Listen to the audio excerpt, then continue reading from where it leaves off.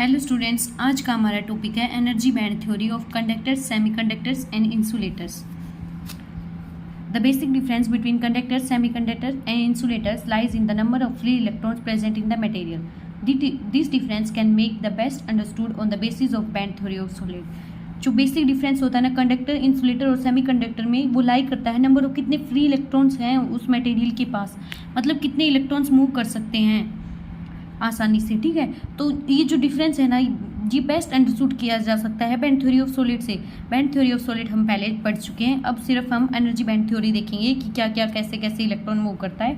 तो energy band diagram है ना, कंडक्टर का, इंसुलेटर का, सेमीकंडक्टर का नीचे बनाया हुआ है, ये आप देख लीजिए एक बार.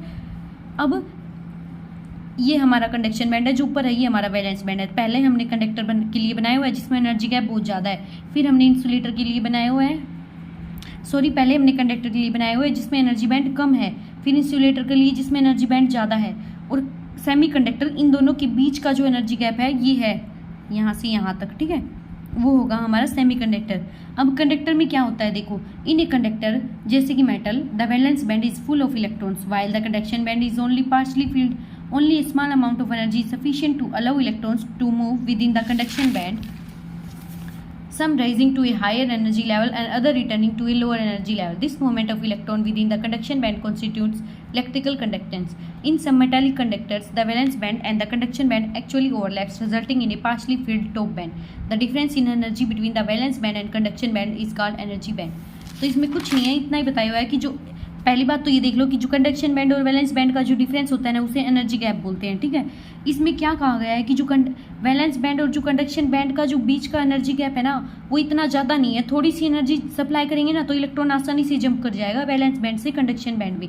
इलेक्ट्रॉन आसानी से जंप कर गया कंडक्शन बैंड में. अब कंडक्शन बैंड में इलेक्ट्रॉन फ्री टू मूव है, इसीलिए कंडक्टर्स के पास हाई कंडक्टिविटी होती है. ठीक है, इंसुलेटर के केस में क्या होगा, अब ये देख लो.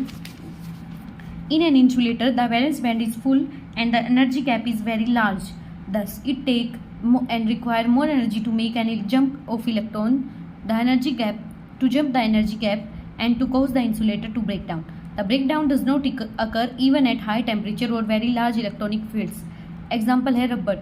इसमें क्या कहा गया है, जो कंडक्शन बैंड और वैलेंस बैंड का जो एनर्जी गैप है ना, वो बहुत ज़्यादा है. इलेक्ट्रॉन्स फील्ड हैं वैलेंस बैंड में, लेकिन वो इलेक्ट्रॉन जा नहीं सकते कंडक्शन बैंड में, यानी जंप नहीं कर सकते, क्योंकि इनका जो एनर्जी गैप है ना दोनों का, वो बहुत ज़्यादा है. इवन अगर बहुत ज़्यादा एनर्जी सप्लाई की जाएगी ना तो भी वो नहीं जा पाते हैं कंडक्शन बैंड में.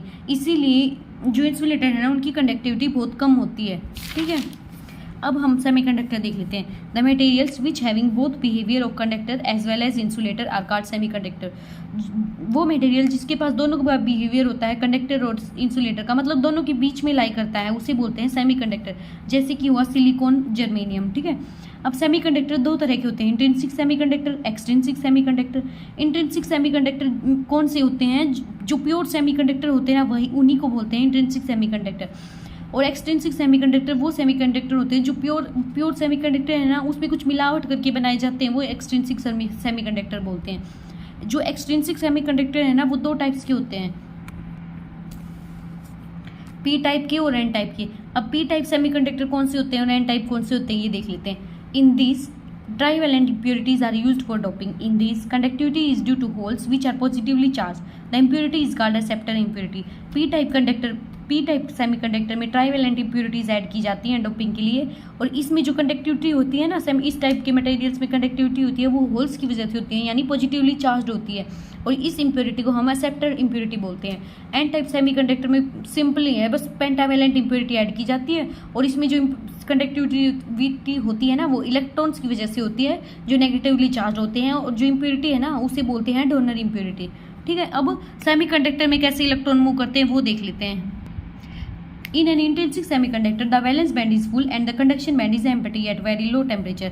The energy gap between the two bands is so small that electrons can jump across it by the addition of small amount of thermal energy.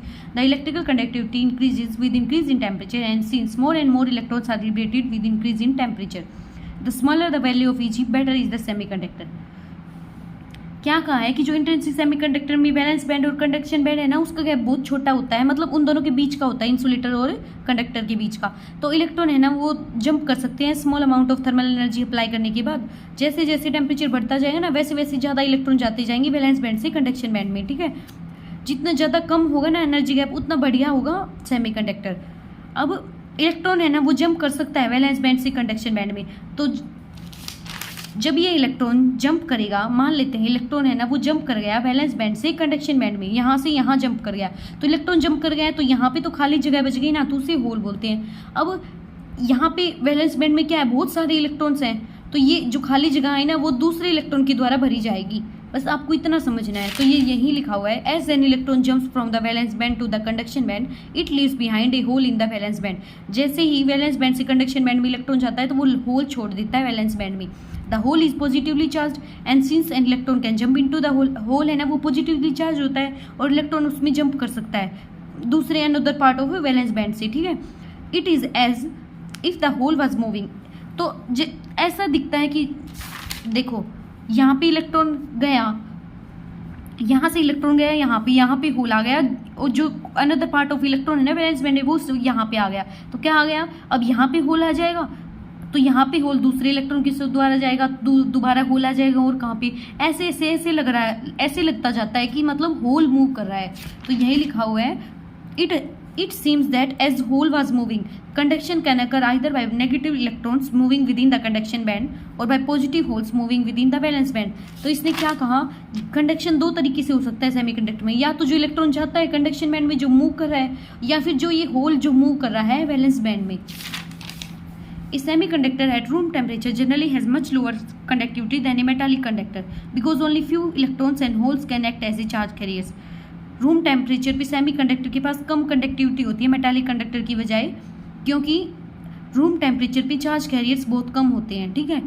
जैसे जितने ज़्यादा नंबर ऑफ चार्ज बढ़ेंगे ना उतना ही ज़्यादा सेमीकंडक्टर होगा, यानी उतनी ज़्यादा कंडक्टिविटी होगी, ठीक है। डोपिंग से और टेम्परेचर इंक्रीज करने से हमारी जो कंडक्टिविटी है ना वो इंक्रीज हो जाती है। इस टॉपिक में इतना ही है, अब आप स्क्रीनशॉट ले सकते हैं।